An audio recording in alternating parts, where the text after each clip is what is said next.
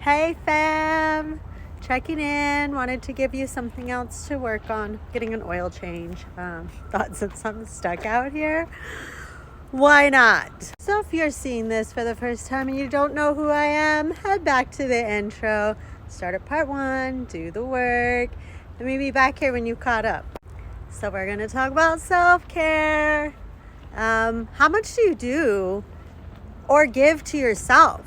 Like, this world's so busy. We have so many people to take care of, and we have so much to do, and we're in such a hurry, and we have 10 shows we have to catch up on because we have 10 shows in our recording, and Barbara from down the street wants to go hang out on the weekend, and the kids have games and they have soccer practice, and hubby wants to go hang out with his friends.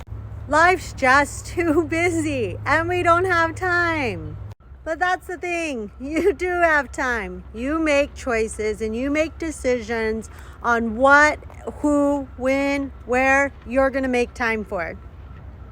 So make some time for yourself. How much time do you set aside for yourself? I already said that you should be setting aside at least 45 minutes a day to get out, go for a walk, do something for yourself, even if you bring the kiddos along. I really stress bringing the kiddos along. I always took my kids and made sure that they got out before they got to like veg in front of video games or run around with their friends or do whatever. I just really thought getting out and being outside, giving back to yourself, like, it's important. And now that they're adults, like, it's still important to them. Like, I'm so glad that I made that a part of my life and it became a part of theirs. Like, it's good.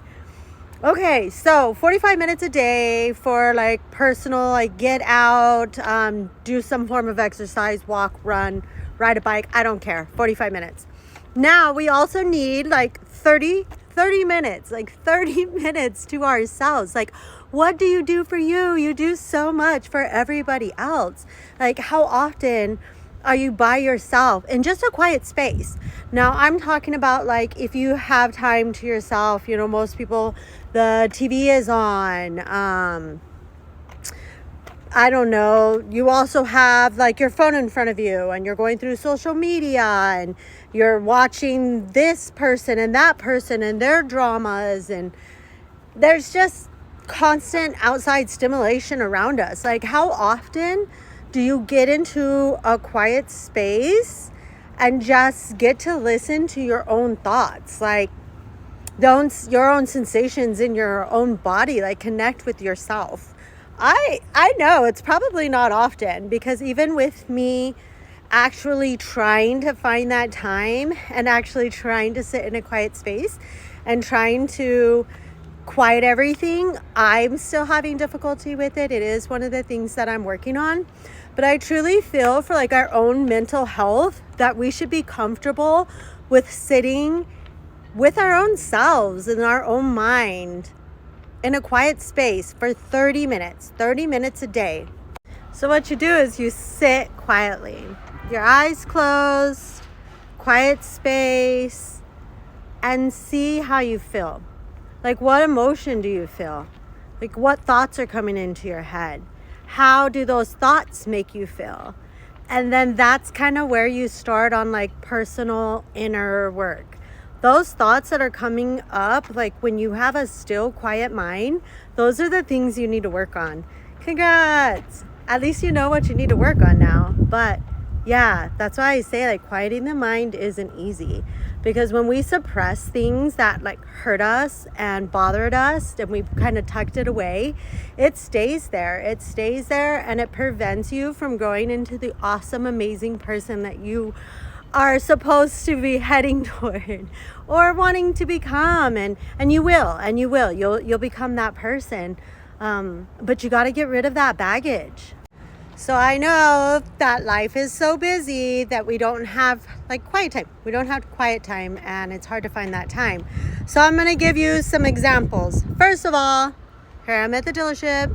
I could have been inside the lobby. It is a little warm out here, but I'm out here where it's quiet and I'm by myself and I'm in my own space and it's good. So there's an example. If you have a busy family, then when your spouse comes home, ask him for 30 minutes. Go in and take a bath. Like, just sit quietly in a space, like by yourself, and just Yeah, listen. Just listen. Relax. Be quiet. Self-reflect. And you'll continue to do that until you're able to sit quietly without any thoughts coming through. We're supposed to be able to like quiet our mind for a full 12 minutes.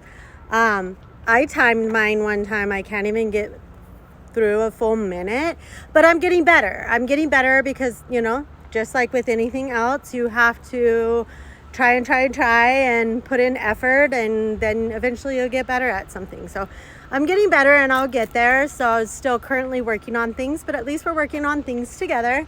But go be mentally like well, like give yourself time, work on yourself, do that inner work. Don't make excuses. You have time. Even if that means when everybody goes to sleep at the end of the night, you give yourself 30 minutes there. Or when like 30 minutes before everybody wakes up, like set your alarm clock for 30 minutes before you were normally going to get up. Like if you want to do something, if you want to make time for something, you're going to do it. You have the ability to make time because you choose what you're going to spend your time on. Spend your time on yourself. So stop making excuses why you can't give to yourself and start making excuses why you have every right to give to yourself.